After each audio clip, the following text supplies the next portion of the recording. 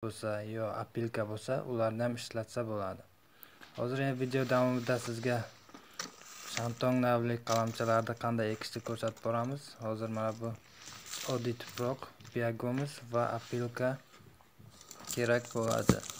Buning uchun oddiy salafan stakanlar, ya'niki 13lik yoki 14lik zavodskoy salafanlar ham bo'lsa bo'ladi. Undan tashqari qo'ldan yasalgan prostoy salafan ham bo'lsa bo'ladi. Videoda ko'rib turganingizdek ozroq biagomis, ya'niki go'ngni chuvalchang обработка qilib chiqqan biagomis deyiladi, ya'niki go'ng va tuproq, apilka sepyapmiz. Apilka sepishimizdan maqsad namlikni yaxshi ushlab turadi va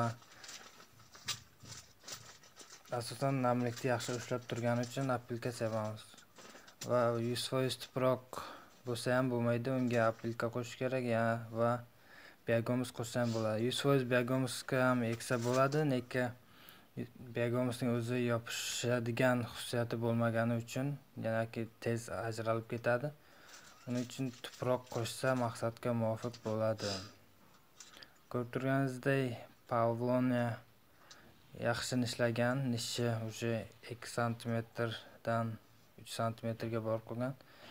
Ekayotganda asosan nishini chiqarib eksa ham bo'ladi, lekin agarda siz uni kamroq nishlagan bargini ko'mib eksangiz, ya'ni tuproqni kamroq ko'milsa, undan ham yaxshi bo'ladi, chunki sharoitga moslashib o'zi yana avtomatik tuproqni yorib chiqishi mumkin.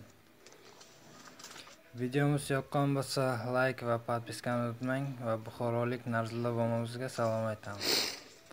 Rahmat prosmotr uchun.